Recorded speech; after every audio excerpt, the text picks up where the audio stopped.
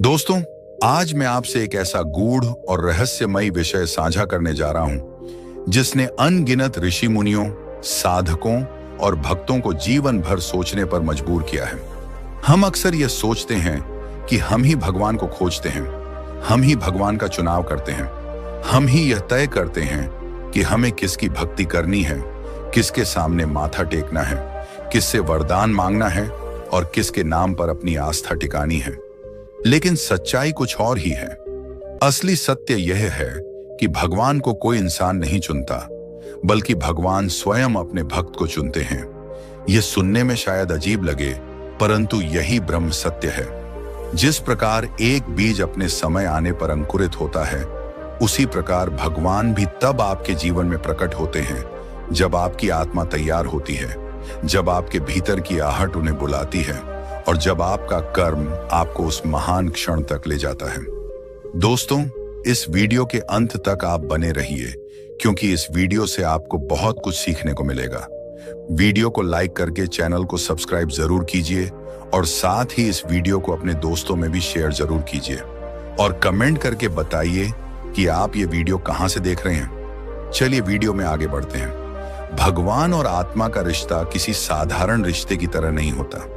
यह कोई व्यापारिक सौदा नहीं है कि आपने पूजा की और तुरंत भगवान ने कृपा कर दी। यह कोई बाजार की तरह का लेन देन नहीं है कि आपने नारियल चढ़ाया और बदले में आपको काम मिल गया।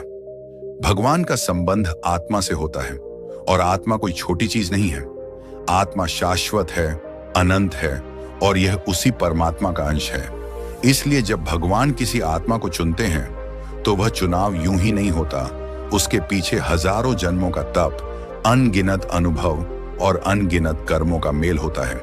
आइए इसे थोड़ा और गहराई से समझते हैं। मान लीजिए कि कोई इंसान बहुत भक्ति करता है, रोज मंदिर जाता है, घंटों मंत्र जाप करता है, लेकिन उसका मन शुद्ध नहीं है, उसका हृदय करुणा से भरा नहीं है, उसका जीवन सिर्फ दिखावे पर आधारित है। क्या भगवान ऐसे इंसान को चुनेंगे? नहीं। भगवान को पाने के लिए बाहरी दिखावे से ज्यादा जरूरी है आंतरिक शुद्धता। भगवान को पाने के लिए जरूरी है आत्मा की पुकार, और आत्मा की पुकार तभी निकलती है जब इंसान भीतर से ईमानदार हो, सच्चा हो और वास्तव में उस परम सत्य से जुड़ने की प्यास रखता हो।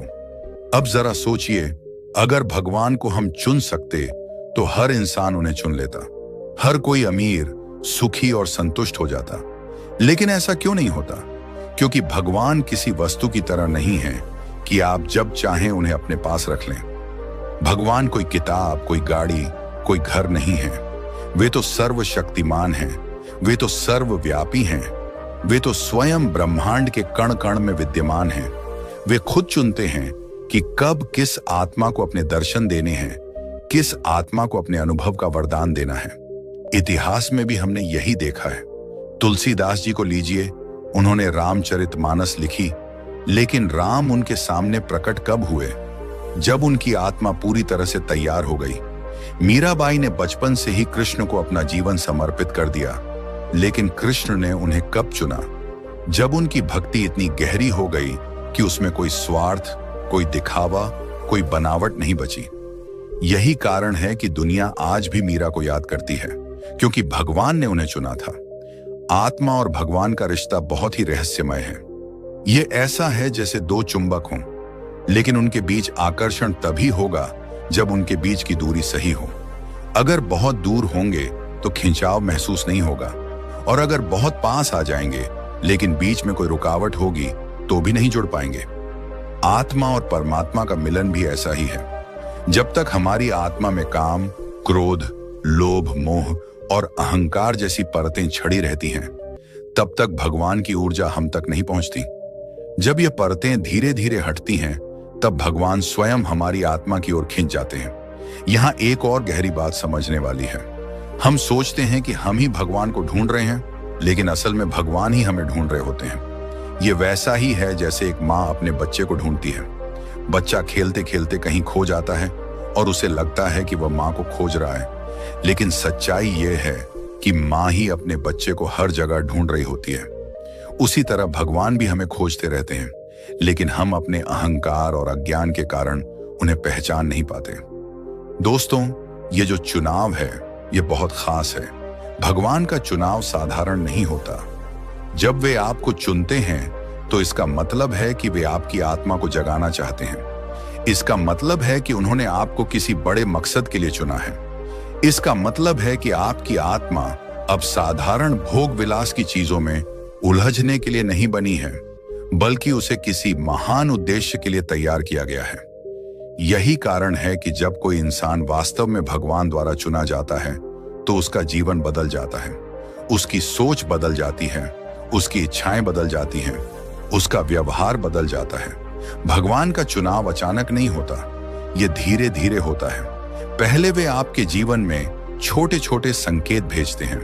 कभी कोई घटना घटती है, कभी कोई व्यक्ति आपकी जिंदगी में आता है, कभी कोई किताब आपके हाथ लग जाती है, कभी कोई वचन आपके दिल को छू जाता है। ये सब संकेत होते हैं कि भगवान आपको बुला रहे हैं। ये सब संकेत होते हैं कि आपकी आत्मा को जगाने का समय आ गया है। लेकिन सवाल ये है कि क्या हम उन संकेतों को पहचान पाते हैं? बहुत बार होता है कि भगवान हमें चुन लेते हैं, लेकिन हम उन्हें पहचान नहीं पाते। हम सोचते हैं कि यह तो संयोग है, यह तो बस यूं ही हो गया। लेकिन सच ये है कि ब्रह्मांड में कुछ भी यूं ही नहीं होता। हर घटना, हर इंसान, हर परिस्थिति भगवान की योजना का हिस्सा होती है। तो दोस्तों, अगर आपको यह लग रहा है कि आपके जीवन में लगातार कुछ घटनाएं हो रही हैं, आपको बार बार एक ही संदेश मिल रहा है, आपको ऐसा लग रहा है कि कोई अदृश्य शक्ति आपको दिशा दिखा रही है, तो समझ जाइए कि भगवान ने आपको चुन लिया है। और अगर भगवान ने आपको चुन लिया है तो अब आपके जीवन का रास्ता बदलने वाला है। याद रखिए, भगवान का चुनाव हमेशा आत्मा के स्तर पर होता है, न कि शरीर या धन दौलत के आधार पर। भगवान को आपके पद, आपकी शान शौकत, आपके कपड़े, आपकी दिखावे वाली पूजा पाठ से कोई मतलब नहीं है। उन्हें मतलब है आपकी आत्मा से, आपकी सच्चाई से, आपके अंदर की पवित्रता से। जब आत्मा पवित्र हो जाती है तो भगवान स्वयं आपकी ओर खिंच जाते हैं। अब यहाँ एक बड़ा सवाल उठता है कि अगर भगवान हमें चुनते हैं तो क्या हमारी कोई भूमिका नहीं होती? क्या हमें कुछ नहीं करना चाहिए? इसका जवाब है, हमें बहुत कुछ करना चाहिए। हमें अपनी आत्मा को इतना निर्मल बनाना चाहिए कि भगवान को हमारी ओर आकर्षित होने से कोई रुकावट न हो। हमें अपने मन को इतना शांत और स्थिर बनाना चाहिए कि जब भगवान हमें बुलाए तो हम उनकी आवाज सुन सकें। हमें अपने जीवन को इतना अनुशासित बनाना चाहिए कि जब भगवान हमें कोई जिम्मेदारी दें तो हम उसे निभा सकें। यहीं से भगवान और आत्मा का असली रिश्ता शुरू होता है, और यही वो जगह है जहां से हमारी यात्रा अगले चरण में प्रवेश करती है। क्योंकि यहां से सवाल सिर्फ इतना नहीं रह जाता कि भगवान हमें क्यों चुनते हैं, बल्कि यह भी हो जाता है कि जब भगवान हमें चुन लें तो हमें क्या करना चाहिए। दोस्तों, इस वीडियो के अंत तक आप बने रहिए, क्योंकि इस वीडियो से आपको बहुत कुछ सीखने को मिलेगा। वीडियो को लाइक करके चैनल को सब्सक्राइब जरूर कीजिए, और साथ ही इस वीडियो को अपने दोस्तों में भी शेयर जरूर कीजिए, और कमेंट करके बताइए कि आप ये वीडियो कहां से देख रहे हैं। चलिए वीडियो में आगे बढ़ते हैं। जब भगवान आपको चुन लेते हैं तब आपके जीवन की धारा बदल जाती है। अब यह जीवन केवल आपके लिए नहीं रह जाता, बल्कि यह ब्रह्मांड के लिए, समाज के लिए और आने वाली पीढ़ियों के लिए एक संदेश बन जाता है। भगवान जब किसी आत्मा को चुनते हैं तो वह आत्मा साधारण नहीं रहती। उस आत्मा पर एक दिव्य जिम्मेदारी आ जाती है, और यह जिम्मेदारी बहुत बड़ी होती है। अपने जीवन के माध्यम से भगवान का संदेश लोगों तक पहुंचाना।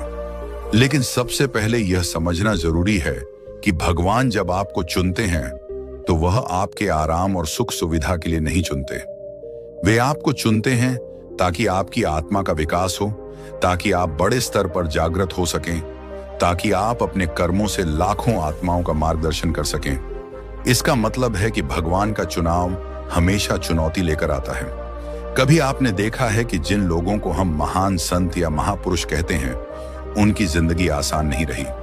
चाहे वह रामकृष्ण परमहंस हों, स्वामी विवेकानंद हों, तुलसीदास हों या मीराबाई, सबने संघर्ष किया, सबने कठिनाइयों का सामना किया, लेकिन उन्हीं कठिनाइयों ने उन्हें महान बनाया। क्यों? क्योंकि भगवान ने उन्हें चुना था, और भगवान का चुनाव हमेशा आत्मा को परखने के बाद ही होता है। तो पहला कदम यह है कि जब भगवान आपको चुन लें तो चुनौतियों से भागना मत। ये चुनौतियां आपको तोड़ने के लिए नहीं होती, बल्कि आपको गढ़ने के लिए होती हैं। जैसे सोने को तपाया जाता है ताकि वह और शुद्ध हो सके, उसी तरह आपकी आत्मा को जीवन की कठिनाइयों में तपाया जाता है ताकि वह और उज्जवल हो सके। दूसरा कदम है अपने अहंकार को त्यागना। जब भगवान आपको चुनते हैं तो बहुत बार यह खतरा होता है कि इंसान खुद को महान समझने लगे। उसे लगने लगता है कि वह कोई विशेष व्यक्ति है, कि वह दूसरों से ऊपर है। लेकिन यही सबसे बड़ी भूल होती है। असल में जब भगवान आपको चुनते हैं तो यह उनकी कृपा है, उनका आशीर्वाद है, न कि आपकी महानता। इसीलिए जो सच्चे संत होते हैं वे हमेशा विनम्र रहते हैं। वे कभी यह दावा नहीं करते कि उन्होंने भगवान को पाया है, बल्कि वे हमेशा कहते हैं कि भगवान ने उन्हें पाया है। तीसरा कदम है भगवान के इशारों को पहचानना। जब भगवान आपको चुनते हैं तो वे लगातार आपको मार्गदर्शन देने लगते हैं। कभी यह मार्गदर्शन किसी गुरु के रूप में आता है, कभी किसी घटना के रूप में, कभी किसी किताब के रूप में, और कभी आपकी अंतरात्मा की आवाज के रूप में। जो आत्मा जागृत होती है वह इन संकेतों को पहचान लेती है, लेकिन जो अभी भी अज्ञान में डूबी होती है वह इन्हें संयोग समझकर नजरअंदाज कर देती है। इसलिए जरूरी है कि जब भगवान आपको चुन लें तो आप सजग रहें, हर संकेत को ध्यान से देखें और समझें कि यह आपके लिए कोई साधारण संदेश नहीं है। अब सवाल उठता है कि भगवान और आत्मा का रिश्ता किस चरम सीमा तक पहुंच सकता है। इसका उत्तर है आत्मा और परमात्मा का मिलन। जब आत्मा पूरी तरह से शुद्ध हो जाती है, जब उसमें कोई विकार नहीं बचता, तब वह परमात्मा में लीन हो जाती है। यही है मोक्ष, यही है मुक्ति। यह स्थिति तब आती है जब भगवान आपको इतना ऊपर उठा देते हैं कि आपका व्यक्तिगत अस्तित्व समाप्त हो जाता है और आप सिर्फ वही बन जाते हैं जो वह चाहते हैं। इस मिलन की अनुभूति को शब्दों में बांधना आसान नहीं है। संत कबीर ने कहा था, जब मैं था तब हरि नहीं, अब हरि है मैं नाही। सब अंधियारा मिट गया, दीपक देखा माही। यानी जब तक अहंकार था तब तक भगवान नहीं थे। जैसे ही अहंकार समाप्त हुआ, भगवान प्रकट हो गए। यही आत्मा और भगवान का असली रिश्ता है। लेकिन दोस्तों, यह रिश्ता एक रात में नहीं बनता। यह जीवन भर की साधना, जीवन भर का तप, जीवन भर का संघर्ष मांगता है। और तभी भगवान किसी आत्मा को चुनते हैं, क्योंकि भगवान किसी को यूं ही नहीं चुनते। वे उसी को चुनते हैं जिसने खुद को उनके योग्य बनाया हो। अब बात करते हैं उस बड़े मकसद की जिसके लिए भगवान आत्मा को चुनते हैं। यह मकसद हर किसी के लिए अलग हो सकता है। किसी को भगवान इसलिए चुनते हैं ताकि वह लोगों को भक्ति का मार्ग दिखाए। किसी को इसलिए चुनते हैं ताकि वह समाज में न्याय और धर्म की स्थापना करे। किसी को इसलिए चुनते हैं ताकि वह ज्ञान का दीपक जलाए। किसी को इसलिए चुनते हैं ताकि वह करुणा और सेवा का उदाहरण बने। याद रखिए, भगवान जब किसी आत्मा को चुनते हैं तो वह आत्मा अब सिर्फ अपनी नहीं रहती। वह आत्मा एक साधन बन जाती है भगवान की इच्छा पूरी करने का। इसीलिए सच्चे भक्त या संत कभी यह दावा नहीं करते कि उन्होंने कुछ किया है। वे हमेशा कहते हैं कि यह सब भगवान की इच्छा से हुआ है। अब यहाँ पर एक गहरा सत्य और समझने की जरूरत है। भगवान का चुनाव केवल संतों और महापुरुषों तक सीमित नहीं है। भगवान किसी भी साधारण इंसान को चुन सकते हैं। आपको भी चुन सकते हैं, मुझे भी चुन सकते हैं। फर्क सिर्फ इतना है कि क्या हम उस चुनाव के लिए तैयार हैं या नहीं। क्या हमने अपनी आत्मा को इतना पवित्र किया है कि भगवान हमें अपने काम के लिए उपयोग कर सकें? क्या हमने अपने जीवन को इतना ईमानदार बनाया है कि हम भगवान के संदेशवाहक बन सकें? बहुत बार लोग सोचते हैं कि भगवान का चुनाव होना मतलब है कि जीवन में चमत्कार होने लगेंगे। अचानक सब कुछ आसान हो जाएगा, पैसा, नाम, शोहरत मिल जाएगी। लेकिन सच ये नहीं है। सच ये है कि भगवान का चुनाव होना मतलब है कि आपके जीवन में जिम्मेदारियां बढ़ेंगी। आपको ऐसे काम दिए जाएंगे जो मुश्किल होंगे। आपको ऐसे रास्तों पर चलना होगा जहां चलना आसान नहीं होगा। लेकिन इन सब के बीच आपको एक चीज जरूर मिलेगी, भगवान की उपस्थिति। और यही सबसे बड़ा वरदान है।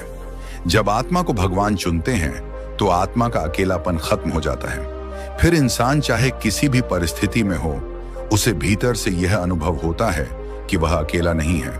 उसके साथ एक अदृश्य शक्ति है जो हर पल उसे संभाल रही है। यही वह शक्ति है जो इंसान को असंभव परिस्थितियों में भी टिके रहने की ताकत देती है। और दोस्तों, यही वह जगह है जहां भगवान और आत्मा का रिश्ता अपने चरम पर पहुंचता है। आत्मा अब केवल आत्मा नहीं रहती, बल्कि वह भगवान की छाया बन जाती है। उसकी हर सांस, हर विचार, हर कार्य भगवान की योजना का हिस्सा बन जाता है। और यही वह अवस्था है जहां इंसान का जीवन दिव्यता का प्रतीक बन जाता है। तो अब आप सोचिए, अगर भगवान ने आपको चुन लिया है तो आपका जीवन कितना महत्वपूर्ण हो गया है। अब यह जीवन केवल जीने के लिए नहीं है, बल्कि यह एक संदेश है, एक प्रेरणा है, एक मार्गदर्शन है। और यही कारण है कि हमें सजग रहना चाहिए। हमें अपनी आत्मा को हमेशा तैयार रखना चाहिए, ताकि जब भगवान हमें चुने तो हम उनकी इच्छा पूरी कर सकें। अंत में बस इतना कहूंगा कि भगवान का चुनाव कोई साधारण घटना नहीं है। यह उस आत्मा की सबसे बड़ी उपलब्धि है। और जब यह होता है तो इंसान को समझना चाहिए कि अब उसका जीवन उसकी व्यक्तिगत इच्छाओं का नहीं रहा, बल्कि यह ब्रह्मांड की बड़ी योजना का हिस्सा बन गया है। दोस्तों, भगवान और आत्मा का यह रिश्ता इतना गहरा है कि इसे शब्दों में पूरा नहीं बांधा जा सकता। लेकिन एक बात निश्चित है, आप भगवान को नहीं चुनते, भगवान आपको चुनते हैं। और जब भगवान आपको चुन लेते हैं तो आपकी आत्मा सदा के लिए बदल जाती है। दोस्तों, जब हमने कहा कि भगवान आपको चुन लेते हैं, तो इसका मतलब सिर्फ इतना नहीं है कि आपको आध्यात्मिक अनुभव होंगे या आप शांति महसूस करेंगे। असल में यह वह क्षण है जब आपकी आत्मा का असली मकसद खुलता है। इंसान अक्सर यह सोचता है कि उसका जीवन नौकरी, परिवार, पैसा, मकान और समाज तक सीमित है। लेकिन जब भगवान किसी आत्मा को चुनते हैं तो वह आत्मा समझ जाती है कि जीवन इससे कहीं बड़ा है। जीवन का असली उद्देश्य है आत्मा और परमात्मा का मिलन। अब आप सोचिए, जब भगवान आपको चुनते हैं तो वे आपके भीतर एक आग जला देते हैं। यह आग भोग विलास की नहीं होती, यह आग ज्ञान की होती है। यह आग आपके भीतर प्रश्न उठाती है कि मैं कौन हूं, मेरा असली अस्तित्व क्या है, मैं इस दुनिया में क्यों आया हूं और मेरा असली काम क्या है। यह आग आपको चैन से बैठने नहीं देती। आप चाहे कितने भी सफल हो जाएं, जब तक इन प्रश्नों का उत्तर नहीं मिलता, आपके भीतर का बेचैनपन खत्म नहीं होता। और यही बेचैनपन भगवान की दी हुई कृपा है। भगवान का चुनाव अक्सर पीड़ा और खालीपन से शुरू होता है। कभी आपने महसूस किया होगा कि सब कुछ होते हुए भी दिल खाली लगता है। पैसा है, परिवार है, सुविधाएं हैं, लेकिन फिर भी लगता है कि कुछ कमी है। यह कमी असल में आत्मा की पुकार है। यह वही पुकार है जिसे सुनकर भगवान आपको अपनी ओर खींचते हैं। जब आत्मा इस पुकार को महसूस करती है तो वह समझ जाती है कि अब उसका जीवन केवल भौतिक चीजों के लिए नहीं है। यही वह क्षण होता है जब भगवान अपनी मौजूदगी दिखाते हैं।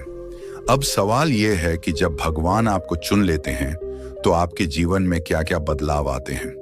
सबसे पहला बदलाव आता है आपकी सोच में। जहां पहले आप छोटी छोटी बातों पर गुस्सा कर जाते थे, अब वही बातें आपको तुच्छ लगने लगती हैं। जहां पहले आप केवल अपने फायदे और नुकसान के बारे में सोचते थे, अब आपकी सोच बड़ी हो जाती है। अब आप यह समझने लगते हैं कि आपका जीवन केवल आपके लिए नहीं है, बल्कि दूसरों की भलाई के लिए भी है। दूसरा बदलाव आता है आपके रिश्तों में। पहले आप रिश्तों को सिर्फ खून या नजदीकी के आधार पर देखते थे, लेकिन अब आपको हर इंसान में भगवान का अंश दिखाई देने लगता है। आप यह महसूस करने लगते हैं कि सामने वाला दुश्मन हो या दोस्त, अमीर हो या गरीब, सब में वही परमात्मा है। यह अनुभव आपके भीतर करुणा पैदा करता है, और यही करुणा आपको इंसान से इंसान जोड़ने का काम कराती है। तीसरा बदलाव आता है आपकी इच्छाओं में। पहले आप सिर्फ भौतिक चीजों के पीछे भागते थे, गाड़ी, घर, नाम, शोहरत। लेकिन जब भगवान आपको चुनते हैं तो आपकी आत्मा इन सब चीजों से ऊपर उठ जाती है। अब आपकी सबसे बड़ी इच्छा यह हो जाती है कि आप सत्य को जानें, आप ईश्वर को महसूस करें, आप अपनी आत्मा को परमात्मा में लीन करें। यही बदलाव आपको साधक बनाता है, यही बदलाव आपको अलग बनाता है।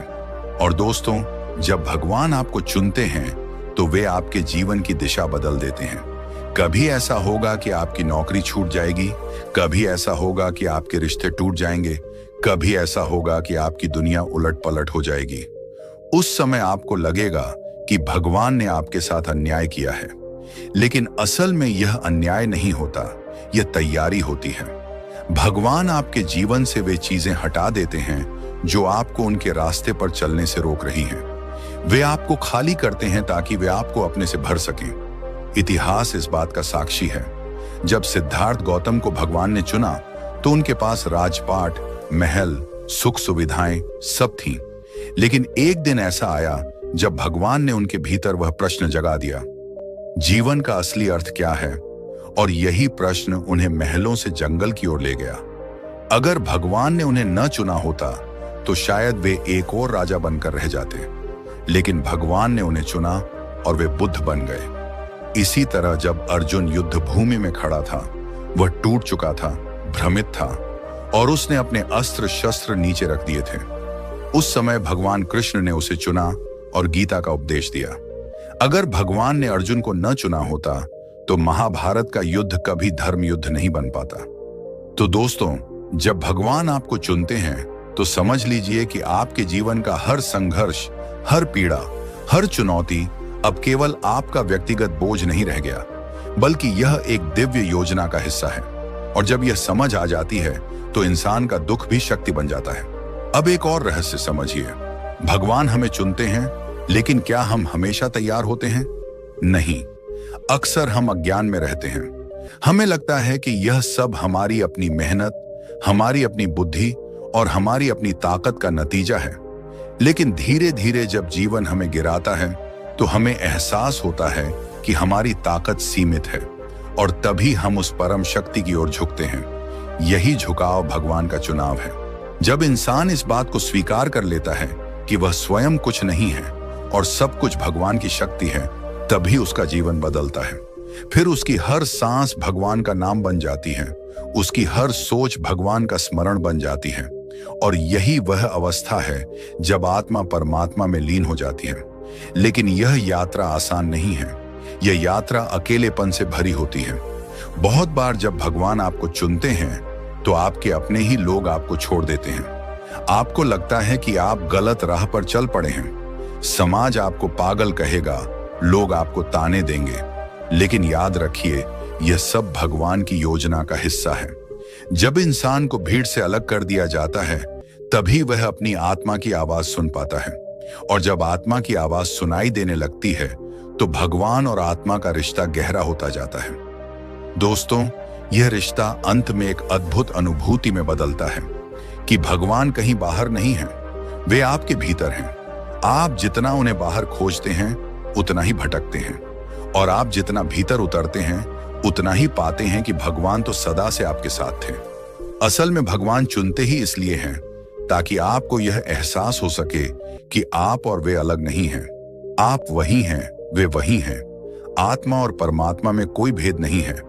अंत में मैं यही कहना चाहूंगा कि अगर आपको कभी यह महसूस हो कि आपके जीवन में लगातार कुछ हो रहा है जो आपको भीतर से झकझोर रहा है, जो आपको बार बार एक अदृश्य शक्ति की ओर खींच रहा है, तो डरिए मत।